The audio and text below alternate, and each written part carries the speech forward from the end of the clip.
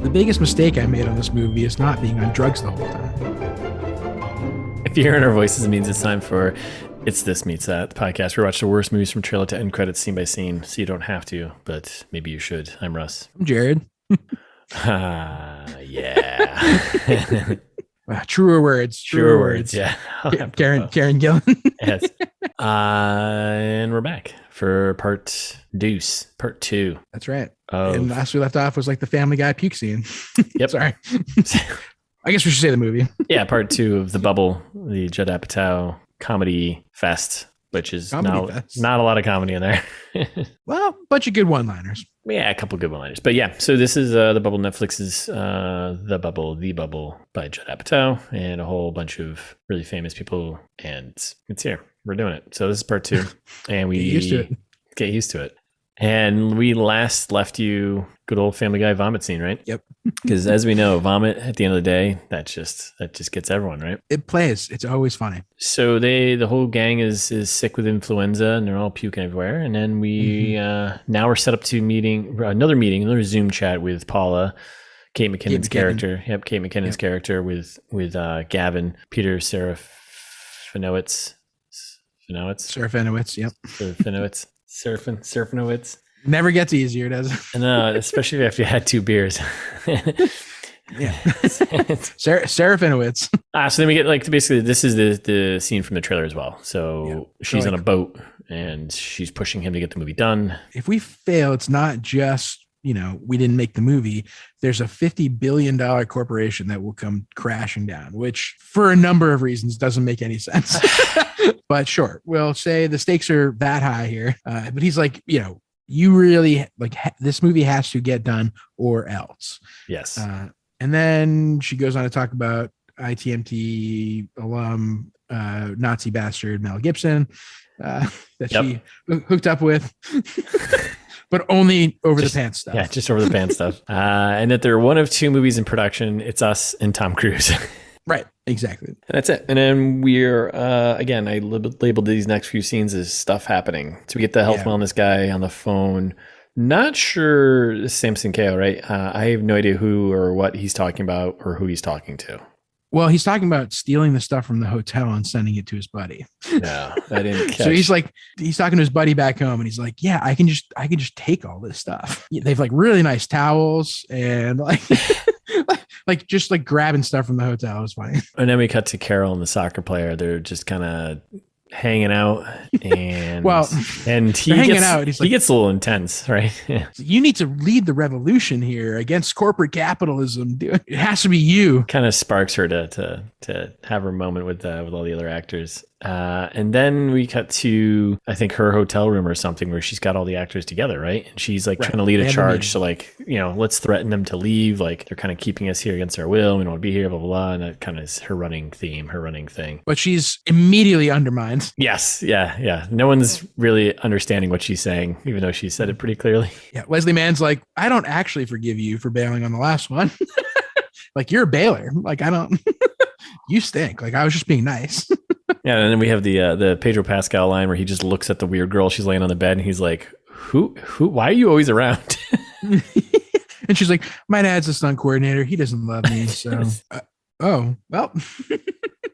And then we're but then the ending of this scene is, instead of getting everyone to quit, she actually ends up inspiring the whole team to be like, you know what, guys, we have to finish this movie. Keegan-Michael Key leads the charge. Then he's like, no, you know what, we should all be stoked about doing Cliff B6. We're doing it. We're all in this together. Let's go. I was like, yeah. Total backfire. And then we cut outside, and we're Gavin and the Mr. Best, right? The security guy who's a little intense. He's very intense. There's lasers everywhere. He's locking the place down. Yeah, the whole front yard is just a laser grid. It's very funny. And Serafinowicz is like, this is a movie set, not a prison, right? No, just security is a top priority. Now, if the movie had gone and just pushed that a little bit further, I don't know. I think that would have been funnier. Yes, but I agree. Could have been fun, but they didn't quite. He just kind of flirted with it. So he's like, yeah, let's get this film done. And then we're at day 94. He did have a good accent. We're on set. and Karen Gillan's character's, she's like, hey, why are my lines are getting cut? And Crystal, the younger actress girl, the TikTok influencer, Iris Apatow. Yeah, she's getting like more things to do and say. Like, well, she's young, like the scene she's complaining about is when the character of Karen Gillan's character, is like supposed to be connecting with the baby dinosaur. Yes. And she's like, well, Iris Apatow is younger, so she can probably better connect with the baby, don't you think? It's like very like too logical and is like very funny. Yeah. The way they do that. And so they have a face off with a baby dino, and this is all the movie within the movie stuff, right? And and Sean, who's Keegan-Michael Key's character, he wants to kill it, right? Yeah. And then Crystal's like, no, defends the baby, whatever. And it kind of has like the Chris Pratt moment with in the first Jurassic Park, where he's holds out his hands and gets close to him, Yeah, Chris Pratt famously in the original Jurassic Park. Or not the original. Well, sorry, not the original. Jesus, I know what you meant, but I'm the first one of the new ones. But yeah. Jurassic World. Yeah, damn it. Yeah, he's actually the little boy. Yeah, he grows up. It works. It works. She befriends the little baby dinosaur. It licks her. They do like a little hand thing, and then she starts teaching the dinosaur how to do a TikTok dance because it's the only thing she knows. And then we get a nice throwaway line from Leslie Mann of like, "Looks like we're about to have a hoedown." The fuck. I love great accent work in this movie. Yeah. And then everyone just starts dancing, doing the coordinated TikTok dance. And then we see Pedro Pascal's character. He pops up in the background. And he's like, oh, I think I have to kill them all, basically, right? But then also starts dancing. And then I think it ends with a giant dinosaur flying down. And it's a scene from the trailer, except this is extended, obviously. And just yelling right at Karen Gillan's character, like, spit and everything. It's like a good 30 seconds. And then which I thought was a real dinosaur. Yes. And then she just starts peeing her pants, and it's very funny. That was very funny. And then it turns it back over to like, you're on set, and the guys in the corner are just like hammering on the water. She's like, you can stop that. Yeah, Fred Armisen comes over and she's like, why is my character just peeing herself? Well, yeah, urination's a very human reaction to getting roared at by a dinosaur. Like, you don't understand. Which is true. That's good. Good point. It's not wrong there. And then you get a little conflict between Leslie Mann and David Duchovny about their adopted kid and how she'll put him on a no adoption list, and he goes on a rant about how he'll adopt a whole bunch of kids.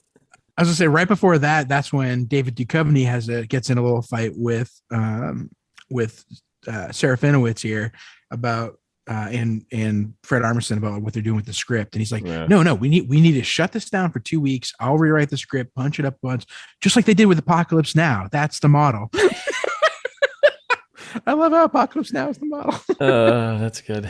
And then they fight about the adopted son. I'm gonna get you on a no adopt list. He's like, I'll just go to a different country then. I'll adopt all of them. So we're right around the halfway point, pretty much. But there's another scene or two here. So we're back in a hotel room.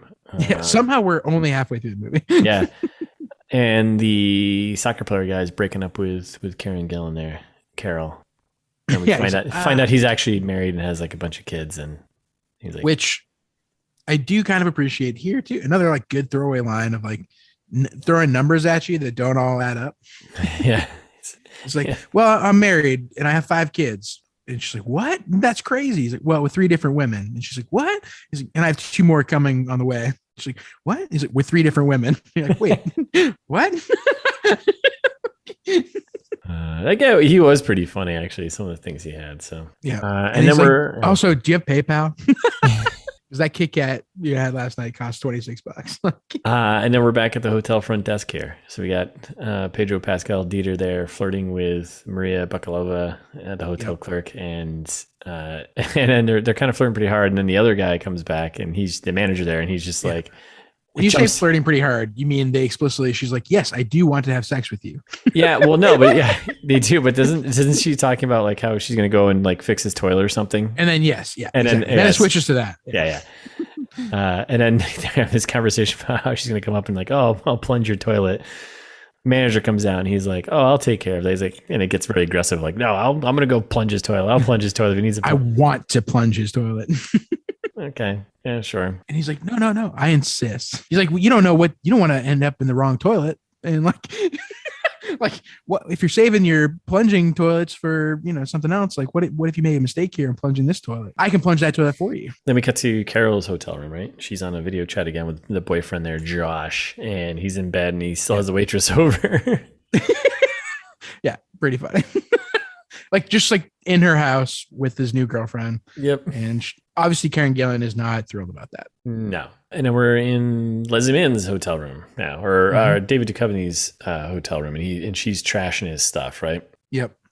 This movie kind of starts taking a turn, which I was like, oh, I hope they go all in on this. But so she's like lighting his laptop on fire, and they have jokes about the cloud because that's still a joke. Mm-hmm. And then they go on about their adopted kid, and he's on a video chat, and he's got a good throwaway line. He's like, I don't like movies; they're too long. It's pretty good.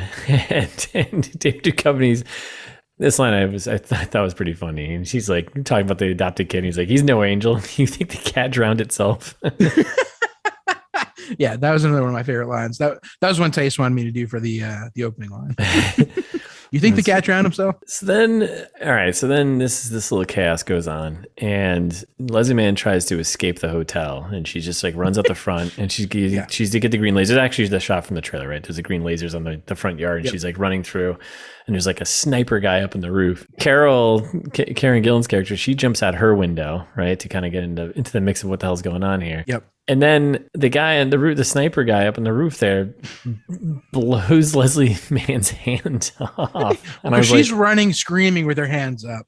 And so, he blows off all of the fingers on her left hand. Her entire hand is just blown off. Just like, it explodes. What? It's really funny. Yeah. And at that point, I was like, what is fucking happening right now? And I was like, well, I hope they go all in on this. And all of a sudden it becomes like this, everyone just loses their brains and starts killing each other, right? Yep. Exactly. And then she runs away, and then we cut to Serafinowicz, and they're like, what's going on here? Like, why is this happening to Mr. Best? He's like, well, snipers thought she was a crazed fan, and so they shot her, thinking that she was trying to interrupt the movie set. What? And then we cut to studio head chat again with Paula K. McKinnon, right? Mm-hmm. And then this is where the chain of command goes up, right? So we get she's like, you can't shoot the actors, you can't even poison them, blah, blah, blah. And these days, you can't even poison them. Gavin's like, hey, we need to shut down for a bit, blah, blah, blah. And we don't learn here about Mr. Best not actually being brought. No, this is. Oh, this is okay. This is the big reveal where he's like, well, I thought that's right. It wasn't my call. Mr. Best reports into you. Yeah. And she's like, oh, you think Mr. Best reports to me? She's like, I don't even know. I didn't send him there. So, and then, so Gavin wants to kind of shut it down, and she's like, no, you gotta make this movie, blah, blah, and gives him like, the line everyone says to someone, right? They're like, yeah. And she also she's like, oh, you think I sent him? Like, well, he's probably just there as a guy to make sure that this movie happens at all costs, unless something she obviously sent him. Yeah. Yeah. Yeah. That's when Serafinowicz is kind of just like, this isn't important. Like, what we're doing here doesn't matter. He has a big yelling at her scene. Yeah. Of like, there's a pandemic. And she's like, well, don't make me send an elephant to your house to trample your house and family. Yeah. Well, now she's on a safari with like elephants in the background, right? And then that's when they start kicking it up the chain. Yeah. And then it cuts to, we get a nice little cameo from John Lithgow, who's playing the studio chairman. I love John Lithgow. Yeah. I do too. And he was just like, I don't care whatever it takes to get it done, blah, blah, blah. So he gives her basically the same thing and yells at her. Yeah. And then it goes Lithgow to, I don't know his first name, but it's just Lee. Yeah, just Lee, right? Executive chairman, right? And so it's going up the chain. And in both their backgrounds look like the Zoom you're on a beach background, but they're actually both in Fiji. Are you in Fiji? Wait, what beach are you on? I'm just on the beach. Do you want to play? What they want to play? Tennis. Yeah. Yeah. You got balls? I got balls. Don't worry. I've got balls. I haven't seen anyone in 37 days. Oh my God. And then again, that's a joke that would have been funny a year and a half ago. Yeah. Before we all stopped caring about COVID. Right. And then we're back in the set, and we get Fred Armisen kind of giving a recap of what happened to Lauren, and they're gonna do a workaround for her, which is kind of funny later. But she's wrapped and she's dying because her hand got blown off, whatever. And then we get introduced to. Well, she still has a thumb. Yeah, she still has it, right. Critically important. She lost all her fingers, but still has a thumb. And was it David Duchovny or was it Keegan? He was like, you could do lots of stuff with a thumb. Like, why aren't we talking about the positive here? Like, and then we meet the stunt coordinator, right? Mm-hmm. Who's cameoed by John Cena. I was like, wait a second, is that John Cena? Sure is. And he's on like an iPad, Zoom, whatever, and he's attached to a pole, and one of the mocap guys is like walking him around the set as he's like walking through, what trying to choreograph the stunts, and he's got some funny lines. Yeah. But overly goes terribly, but overall goes terribly, but yeah. They make him into like a super angry guy. I was like, oh, it looks like you lost some weight. I'm the same weight as always. He just like leaves it. And then he starts going through the stunts that they have to do, and the video freezes a bunch. And they're like, okay, well, like, let's go. And still hanging around is Galen Hopper. And she's like, oh, I forgot to tell you, my dad sucks at stunts. So we cut to Carol and talking to Rob Delaney. Yeah, Karen Gillan talking to Rob Delaney, her agent. And she's basically complaining about being mistreated on the set, whatever. Mm-hmm. and he flips out and he's like, you're being mistreated? He's like, you're an actress. You're being an actress mistreated is different from me. Like I'm just a regular person being mistreated, which is much worse. And it's like, have you ever tried to teach a kid 12-year-old math? I mean, this 12-year-old has apparently also been watching Japanese taxi porn, which is also apparently exactly what it sounds like. Pretty straightforward. And then we find out some contract details here. They're like, oh, if you leave the movie now because she wants to quit, she owes them like $140 million. Basically. She's like, wait, that sounds like the worst agreement of all time. He's like, I didn't read it. I don't know. She's like, you're a bad agent and a bad friend. And he's like, we're not friends. Fair enough. And that's that. And then we cut to hotel pool. And Karen Gillan's character, Carol, she's just swimming around. Yeah. And Fred Armisen he just shows up in the background all creepy, like, and scares the shit out of her. Him with long hair is just, I think that's just funny in of itself. And then he was just like, he's like, no, I'm in your corner. I'm going to try and fix this thing. Blah, blah, blah. He's like, I was so focused on dinosaurs, I forgot there were human beings involved, and just being very Fred Armisen kind of like weird about it. Yeah. You're like, something's not right here. Mm-hmm. And he like goes in for like a really awkward hug, and she's like, okay. Like a weird underwater hug. And then they end up like playing some games, I guess. He's like, hey, you want to race? It felt very like improvised. It's probably Fred Armisen just being like, yeah, chase me. And then we cut back to the set. And this is where kind of talking about the script and Darren doing a reset. Fred Armisen, yeah, and he stands up. He's like, we're gonna do the original script. And I did like the line, "I turned shit into gold." That was from David Duchovny, right? And David Duchovny is complaining. He's like, no, we need a movie with heart. Like the rewrites that I did are important. Right now, this is just like a funny action movie. Yeah, he's like, we need more love. And then they're arguing about the dinosaurs dying, because ultimately in the original version the dinosaurs had to die. And he's like, well, I don't care if the dinosaurs die, like I thought they were dead, was from the assistant here. Danielle Vitalis. But that's it. Like weird, like she has like two good, like underutilized in the movie, I think. Yeah. I agree. And then we're in the hotel lounge, right, with the health, wellness, and hotel clerks kind of doing honestly, I just wrote like they're doing some sketch about something. I have no idea what's going on. Well, right, they're just super stoked. So the movie gets the shooting gets extended. They're like, guys, we have to shoot for 3 more months because we have to redo so much. And so they're all wicked excited because like that means 3 more months of hotel being booked up. That means 3 more months of like working with celebrities and doing tips. It means 3 more months of Maria Bakalova being able to try and get with Pedro Pascal. Like they're all stoked. So that's when they'll start singing like "Never Stop Filming." Like it's your birthday. Like, it's pretty funny. And then we're back on the set, and this was kind of funny. So then this is what they decided to do to how to replace Leslie Mann, was they had one of the mocap guys dressed in a green screen suit but had a wig on. Yep. And David Duchovny has to go up and kiss the green screen guy. I was like, that's kind of funny. And then after this, so he loses his mind and kind of storms off set, right? And then this is the first time. All this time I was producing the movie, I should have been producing my family. like, wait, you're a producer on this? He's like, well, I'm on the poster, but and Pedro Pascal, Dieter there, he talks to Darren, Fred Armisen as the director, and he kind of basically heckles him, right? And Fred Armisen kind of loses it. He's like, oh, now's the time you decide to come and heckle me. You're a sucky. He's like, you're the worst actor. we have a name for you. Yeah. Terrible. He's a poser, and he's like, yeah, I'm a poser with my Oscar. Nice. And then we get Carol and talking to Fred Armisen, Darren there. She's upset because they're all overworked and her lines are getting cut. Karen Gillan is very one note at this point. Yeah. That's it. Yeah. And we have Pippa there. She's the assistant, right? And I love the Fred Armisen retorts here. Yeah, some are pretty good, but it's like, what? It's like, what? If we don't do this, like they'll send me home in a body bag. They'll bring in Jon Favreau. I don't want to go to director jail. Cleanup guy Jon Favreau. And then that's when Danielle Vitalis walks in again and says, "Oh, by the way, Karen Gillan, your grandmother died." She's like, "What?"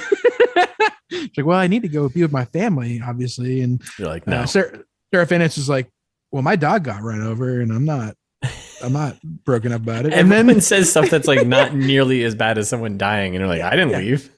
Danielle Vitalis is like, well, I had to abandon my cat on the street just to make this movie. And that's when Karen Gillan accuses Serafinowicz of becoming a monster. And he starts to have a moment of reflection.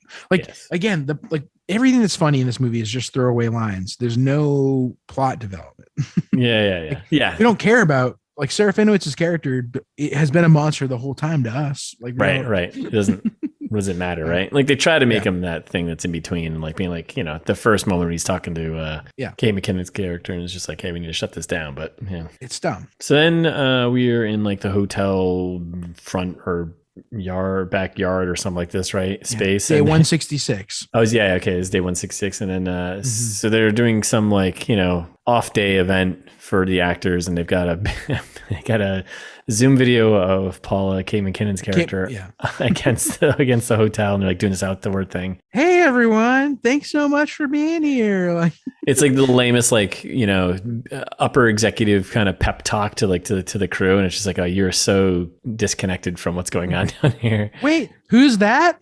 Is that Beck? Hey, it is me, Beck. And I did like thought it was funny the two of them being like mistimed because they're on Zoom. They're on a Zoom conference. The whole bit was very funny. It was stupid, but it was funny. Right, but it was just again another bit that didn't need to exist though. Like it didn't need to exist at all in this movie, because then they just break into a fucking Beck song. She's like, well, don't you think that this gang has worked so hard, they deserve some funky grooves? And Beck goes, playing funky grooves is what I do best. Who's in the mood for a ladies' night? And then they play a little concert. Which, what do you think Beck got paid to be in this movie?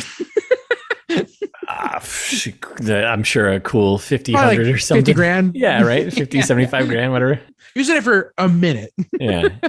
Everyone was like, oh yeah, Beck, right. He probably has a new album out. And then he's probably sold some albums. Tate's like to me, she's like, is that what Beck looks like? I was like, yep. That's Beck. There he is. Just a guy. And then, he does a big sad concert for a whole song. And then everyone just starts ddancing. And then David Duchovny literally says, fuck it, let's dance. And they start substituting some of the words for dinosaur stuff. Beck's like, yeah, I'm like a sophisticated raptor. This part just felt like the movie itself gave up on making the movie. It was just like, well, fuck it, let's just dance. And it's just like, what? I think everything from here on out is kind of like that. It's very choppy. Yeah. And they just kind of fuck it, let's just shoot some stuff and stick it together and call it a movie. And Netflix has already paid the bill, so it doesn't matter. Yeah. Everyone's just dancing. Why? End of scene. There are three dance numbers. There are three dance numbers in this entire movie. Two of them are TikTok videos that are shot like TikTok videos. So they're actual blurred out, vertical phone viewing. It's like, what is going on? And then we get to an ET Entertainment Tonight interview on the set there, right? Yeah, with the cast. And this is where they're all being kind of phony too, and they're like, "Oh yeah, this is great." And is it Carol who's like, "I've been smiling so much, I don't think I can stop smiling," or something. I don't know. My face hurts from smiling so much. My face hurt. Yeah, that's exactly what it was. Yeah. And that's when Fred Armisen goes, well, I've got some good news for the world. We're going to roll right into filming Cliff Beasts 7. And that's when shit goes down. Like Karen Gillan's like, wait a second, I didn't sign up for this. Like, please help us. If you're watching, please help us. Are we live? And then the power just shuts out. I think as the security guy did it or something. I don't know. Like the power just shuts out and David Duchovny's like, yeah, we're not live. Yeah. Yep. That was meaningless. And then we are at the Hotel Gazebo or something out in the yard. And there's a TikTok video of Karen Gillan being basically like pleading, like, help us. They've trapped us. Crystal's kittens. She's trying to use Crystal's platform of 100 million people to get out her message that they're trapped here making this movie. And then the friend there is just kind of like, don't do this. This is going to look terrible for your brand. And then it's just Galen Hopper. Yeah. She's like, no one wants to hear like out of touch celebrities complain. Like your problems aren't real. Like, my problems are real. What are you talking about? And then that's when it's very easy to convince Iris Apatow that she shouldn't post it for Galen Hopper. And she talks her into it. She's like, well, I'm just you're just a crazy rambling actress. And then they all kind of slap each other. It's like, what? It's a weird slap fight. And Karen Gillan ends up like slaps these children. And it's like, well, sorry, I'm having a hard time. I didn't mean to. So then we're either in Sean or we're in a hotel room. Doesn't matter whose it is, really. And this is where Karen Gillan, Carol there, meets with Sean. That's Keegan, right? Keegan-Michael Key's character. Yep. And then he's like stumbling through trying to explain his self-help kind of bullshit stuff. And then he finally gives up and he's like, I'm a phony. He breaks and he just admits that it's just garbage. And he's like, I didn't even read the book. One time I read it when I did the audiobook for it. That was kind of funny. It was pretty good. But in him having an epiphany that he's not special and that we're all the same because of the pandemic. So Steve Harvey's ghostwriter wrote it. What? That's also pretty funny. Yeah. I guess we jump to back with Iris Apatow. Yeah, Crystal, right? Crystal's, yeah. The girls, this is like the coming back to bite us from earlier. The girls snuck out that one time, went to London from like their super spreader event here. And so we get the reveal. The number one priority right now is canceling Crystal Chris. Right. We get some other TikToker, right? Mm-hmm. Just being like, we got to cancel it, right? Cancel Crystal Chris. # cancel Chris. She's upset that she's lost 3 million followers already. Must be tough. She's got to get out of here because she's going to lose a lot more. Yeah. I mean, we here at ITMT know, like, we've lost millions of followers at some point. For one day or two, we had like over 1 million, and then we dropped down to like 32, which is just unacceptable. Unacceptable. That's right. So get out there. Click that follow. So listeners, follow us. Like, subscribe, follow. Stuff. Maybe we'll follow you back. Maybe not. It doesn't matter. Are you cool? Karen Gillan goes to Pedro Pascal's room. Yeah, Dieter's hotel room, and then this is where shit amps up a bit, right? There are no answers, is what she leads with, and he says, but there are drugs. And then we do a drugs montage. Yeah, I haven't had a good drug montage in a movie in a long time. I don't think. Maybe since Pineapple Express. Oh, man. Well, no, because when did Pineapple Express? I was going to say, Get Him to the Greek is one of my favorite drug montages of all time. You have a direct touch that one, don't you? Direct connection. Yeah. I worked on that one. Yeah. Long-time listeners will know. As they say. Yeah, long-time listeners will know. When you got to, smoke a Jeffrey and stroke the furry wall. I mean, that came out well before Pineapple Express, though, right? Did it? That was like 2010. Get Him to the Greek was? Yeah. No shit. I thought I'm just a boy. Huh. When I worked in the movies, it was 2010. Yeah. I mean, this one's not bad though. No, it's good. This is good. This is actually, we might be rebooted here. So yeah, we have a big drug montage, and we got pretty much some of the gang here doing the drugs. Yeah, because everyone just starts showing up one by one. Like walking into Pedro Pascal's room. Yeah, so you got David Duchovny, you got Pedro Pascal, you got Karen Gillan, Keegan-Michael Key. We have our PA, our health wellness guy there, Trevaldwyn. And then so they're doing a bunch of drugs, and then we start getting like the deep fake face sketches, face sketch kind of which. So a couple points here. Yeah. So this is when we get the quote from the beginning of the episode, right? Biggest mistake I made on this movie is not being on drugs the whole time. Totally valid point. They go into a whole thing about, Keegan-Michael Key being like, I'm ashamed of myself for participating in don't do drugs campaigns. Like, everyone should do drugs. Great stuff. Yeah. Couple of good throwaway lines like, well, you can't. Karen Gillan also is having like a deep fake thing on her face. Well, yeah. Could you tell what I I couldn't tell. I was trying to pick them all out. I mean, obviously there's the obvious ones, but I didn't know. I didn't know who that was. Yeah, me neither. And she's like, you making a point about you can't be the skinny soccer and player? have big boobs at the same time. Oh, maybe it was. I think it was the soccer player's face, but which wouldn't make any sense because it means everyone else is seeing the soccer player. No one else met the soccer player. But anyways, it doesn't matter. But I think it was his face. Yeah, but great. Like, I feel like they buried this. Like, it was like, you can't be skinny and have big boobs at the same time. And Pedro Pascal just goes, but it's worth trying. Yes. So good. And that's when then credited appearance by Benedict Cumberbatch. Yeah. He's credited. And they didn't do a deep fake thing for this. They actually got Benedict Cumberbatch. I don't know.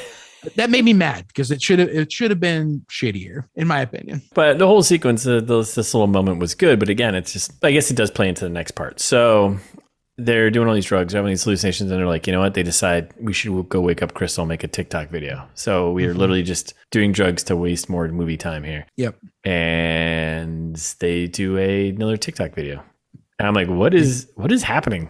It's another a long sequence. Yeah. It's like another, how long are TikTok video? I mean, it's like a good 2-3 minute scenario, right? Like, yeah, that's what, Thais and I were trying to get to the bottom of that. Like, how long can you make TikTok videos? I think it's longer than you think, but I think it is too, but yeah, a couple minutes at least. And they like doing a weird crucifixion kind of bit. Yeah. I was like, I don't know, it was funny. It was kind of funny. I just didn't get so they're doing another heavily choreographed TikTok video, and then Dieter collapses. Pedro Pascal's character just collapses. And this is like from the trailer. Actually, this could have been much funnier, but I thought it was still funny. The concept of like them trying to revive him and trying all these different things and just putting him through hell, but not, I agree. but not helping him, which is pretty great. It was pretty funny. Like they're putting stuff in his mouth. Well, like, this is when immediately Keegan-Michael Key does back. He's like, I'll get help. Like backflips out of the room. Russ's favorite part. that was the part where I actually laughed out loud. I was like, okay, that's funny. It was pretty funny, yeah. And that's when Trevaldwyn's like, we gotta clear his airways, and he starts like grabbing at his face and like yanking on his tongue. And he's like, "Don't worry, I've got your tongue." Like, didn't it start with Samson coming and just like hitting him in the chest? Everyone's like, "What are you doing?" Like, that's the next part. That's when Samson Kayo walks in and starts punching him in the chest. And he's like, "It's a heart attack. We got to attack it back." But then they kept going with it, which was like, all right, this is good. So they keep going with it. Yeah. The paddles, Veer Das comes in with paddles. He's like, "Oh, I got these like hanging around. Like, we should probably just shock him, right?" Yeah. I do love like how everyone's like, they think that their solution is the right one though, right? Like he comes in, he's like, "No, this is what we got to do." Yeah, exactly. So they do it. It doesn't work. And that's when Trevaldwyn just goes, "What time is it? Anyone? What time is it? Time of death, 3:23." 3:23. Like, his chest is still moving. Yeah. He was a magician, a chameleon. and then it's just they call it a death breath. It's just the body settling. And David Duchovny's like, "Oh wait, isn't he overheating or something like that?" And they're like, "Oh, let's." And then he starts punching him.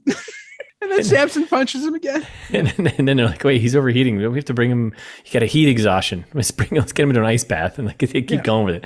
And he's in an ice bath. And they're like, "Wait, no, this isn't right." And then finally, Maria Bakalova here shows up. Yeah, with like an epinephrine needle and stabs him in the chest. Very Pulp Fiction-esque, and this was in the trailer. Yeah. And he wakes up. Yeah. And he's like, "You're an angel." She's like, "Yes, that's what I was saying earlier."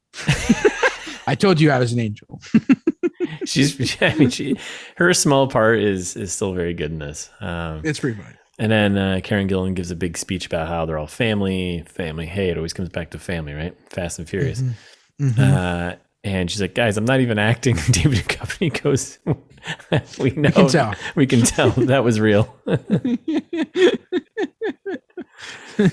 And then she gives a big speech, and she's like, "You know what? I'm gonna lead you guys to freedom." And then David Duchovny is like, "That's the cocaine talking." Let's go. Let's do it. All right, so movie time. We're a movie within a movie right now, right? And this is the big action ending set piece moment. Of course, they're on a cliff, obviously. Dinosaurs flying everywhere. Yeah, so we got the whole gang together: Dieter, Crystal, Carol, David Duchovny, Keegan-Michael Key, and I think that's and they're all in there. Yeah, the whole gang there, right? And the plan is within the movie is to shock the dinosaurs and then bring them to an ice cave because they're trying to save them. It makes perfect sense. We have to save them. We have to knock them out. We have to take them to an ice cave to save them.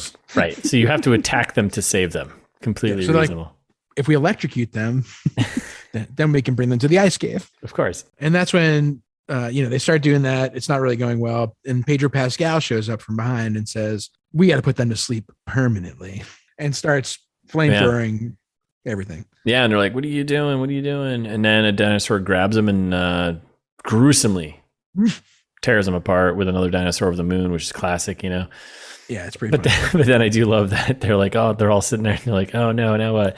And then David Duchovny's he's like, well, I guess he proved his point. Now we have to kill them all. And everyone's like, yep. And they're all on board. So we get the old shoot the reproductive organs, they're flammable. Die, you feathered fucks. And Iris Apatow's like, aim for their nuts. So the whole crew is going full ballistic and just taking down flying dinosaurs here. And then that's when we get to David Duchovny starts arguing with Fred Armisen. He's like, I can't do this. Yeah, we cut out of the movie within the movie, and now we're just on the set now. And then Dustin, David Duchovny's character, he's pushing back and being like, this is ridiculous. We're having them we're shooting the dinosaurs in the balls. Like, that's not it. Like, what is this even? What's happening here? Yeah. And Fred Armisen. No, like, it's not. They're not balls. It's not a cock and balls. It's not a cock and balls. It's like a jellyfish thing. It's the reproductive organs. David Duchovny's like, why don't we just shoot him in the asshole? So no, it's a metaphor for the virus. It's a metaphor for COVID. That's you're not understanding. So while they're having this back and forth, all the rest of the cast is kind of sneaking off the set. Yeah, not sneakily. Like, they're all just kind of running away. Fred Armisen's like, I'm the painter. The actors are the paint. Like, wait a second. Where'd everybody go? And then he finally knows. And then David Duchovny, he sneaks off as well. And then we got the big escape kind of scene, right?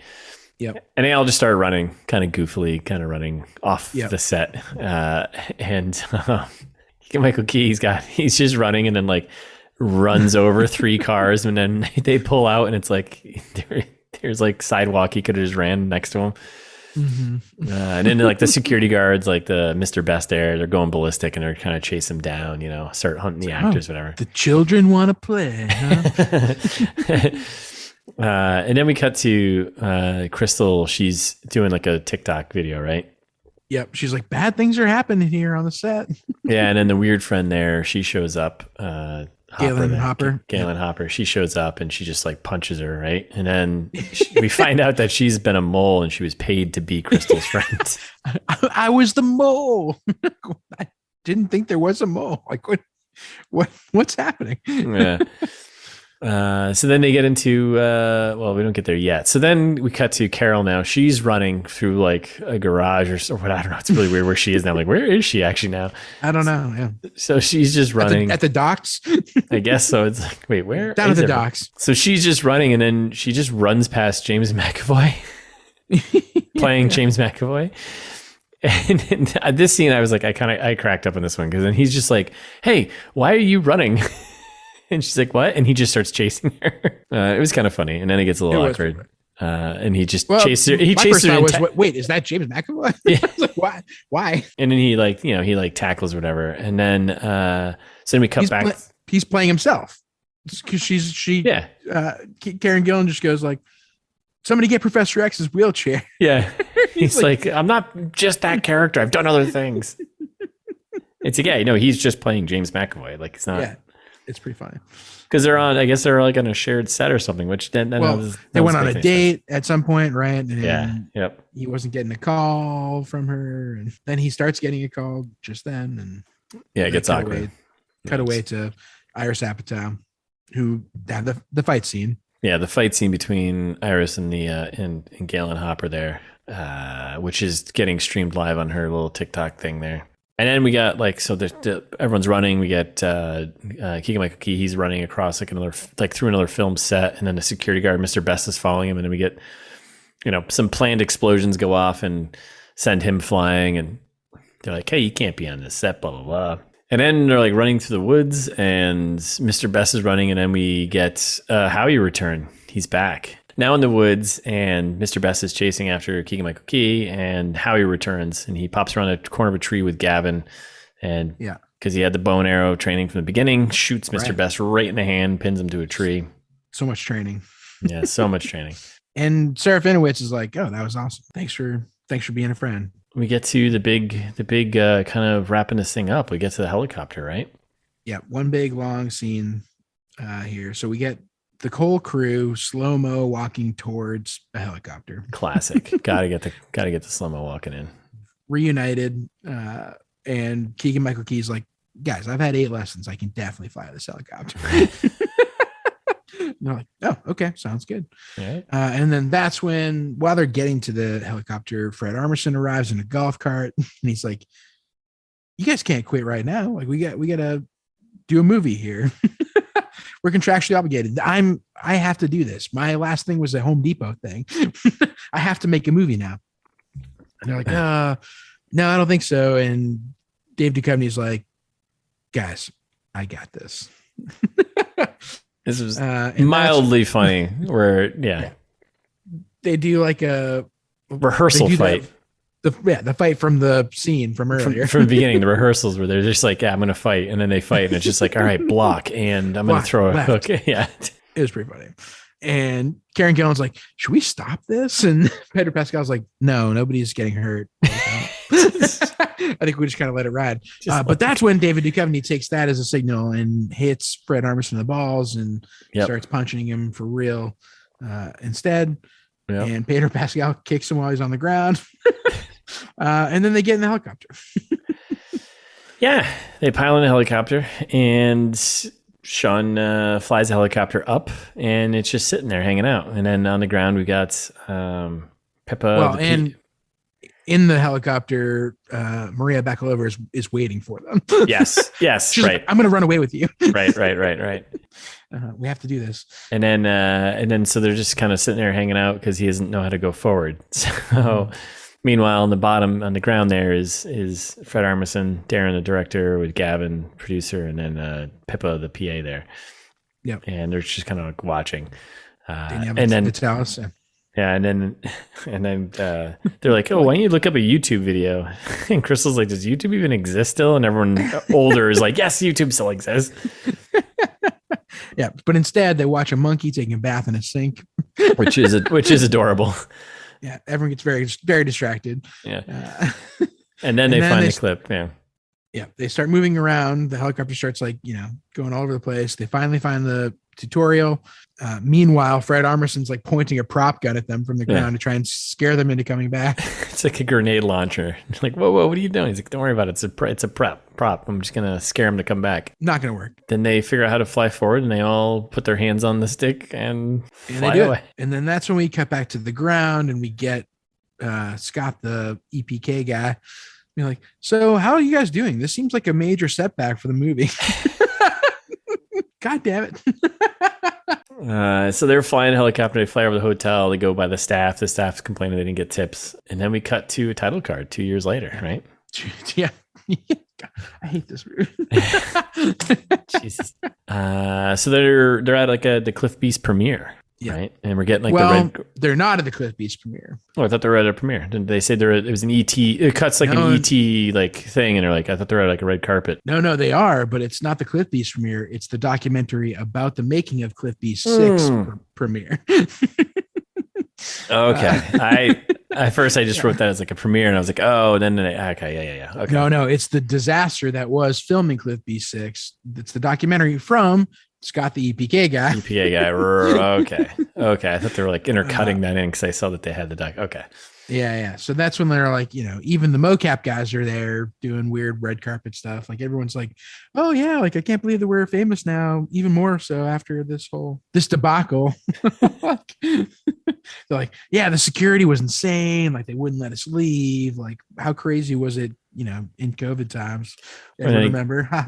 And I get some clips from like them seeming like assholes behind the scene, what I mean? Like them complaining about just stuff like this. So it kind of puts in a different light, but yeah. Exactly. And Karen Gillan is the villain of the documentary. Yes. And she's like, wait a second, I don't think I'm the villain. And then they cut to Leslie Mann, who was like written out of the second half of the movie after her hand exploded, who has a robot hand now. Like, wait, what? I love how all the hotel staff is there too. Like, yeah. And then her with the robot hand is like the end of the movie. Like, then it's like, oh, the credits start. And then it's like, oh, it's Keegan-Michael Key talking to the reporter about being out of rehab for cocaine. Yeah. It was a 48-hour, it was a 2-day rehab. Easy peasy. In and easy out. peasy. Fred Armisen doing a whole thing about his next movie is like a Skittles movie about racism and diversity. Yeah, and diversity and how we can all get along together. Yeah. Daisy Ridley's there next to Pedro Pascal, just looking confused. Not even sure why she's there. David Duchovny apparently is trying to be a better dad, and he's with his boy Raffi. It's not going well. We get Trevaldwyn, right? Yeah, I'm saying sure. Harry. I'm so sorry. Yeah, fuck you if you want me on the podcast. We ruined your name the whole podcast. I think we did pretty well. I think we did all right. He's at the very top. He's like the first build on. Oh yeah, Harry Trevaldwyn. Trevaldwyn. Thinking Baldwin is helping me. Yeah, Baldwin. And so he's like got a nice interview at the end. He's like, oh, I'm pretty bad at my job, and then we get title card, the end. That's it. But it's not it. Then we get another scene with the helicopter. Little Fred Armisen here. This is when they're like setting up the big setup, right? This is the whole premise of the movie. This is the statement that Judd Apatow is trying to make here. Yes. Yeah. Well, really the whole movie can be shit as long as the ending's good, because that's what people remember. And we tried to make a movie, but at least there's that. We just tried to make a distraction in these difficult times. And then that's the end. Then it's an Adam Levine song, and the rest of the credits finish. What the fuck? 2 hours and 6 minutes later. It's so long. Oh my God. There are so many things they should just cut. Yeah. It's not very often I'm that bored by a comedy, but yeah. No, it was so boring. Nothing happened. Very frustrating. But hey, yeah, I'm glad I watched it. Don't need it. Didn't need it. Doesn't need to exist. Yeah. Could have just. It had some funny jokes. It had plenty of funny. We were laughing. We were genuinely laughing here as we did the podcast. Yeah, when we repeated the lines to each other, sure. And there was definitely some one-liners in there, here and there. But I don't know. That's just there's no story. Yeah, I mean, that's not gonna make. It's not gonna make a good movie. It's just all right. Certainly not a rewatchable movie, because it's like, well, you've seen all the jokes and that's it. It's like there's no meat to it. There's definitely no replay value. No, not at all. To quote David Duchovny's character there, Dustin, there's no heart. Right. Do a rewrite. Give me a rewrite with heart. Not good. Not good at all. Not good at all, Al. I've had better. It was just nothing was satisfying. Nothing about it was satisfying. No, I mean, it's sitting at, I think, 22% now on Rotten Tomatoes. So right. It got lower since between when we decided to do it in the trailer trash. And I think when I first checked it, it was like 20. Yeah. When I first checked it, it was like 26, 27%. And that was like a few days ago. And now it's down to 22. What a nightmare. Yeah. Overall, like I said, I think it was, if you have 2 hours to murder, you'll never get those 2 hours back. And you just want to throw something fun on that you can have a couple of chuckles. Go for it. If you're real bored, if you're very stoned, if you're if you're just looking for nothing to do, I would go back into Judd Apatow's catalog and watch something else. Rewatch 40-Year-Old Virgin. Rewatch. Go outside. Go take a walk. We haven't done that in a while, right? We haven't told people, instead of watching this movie. Yeah.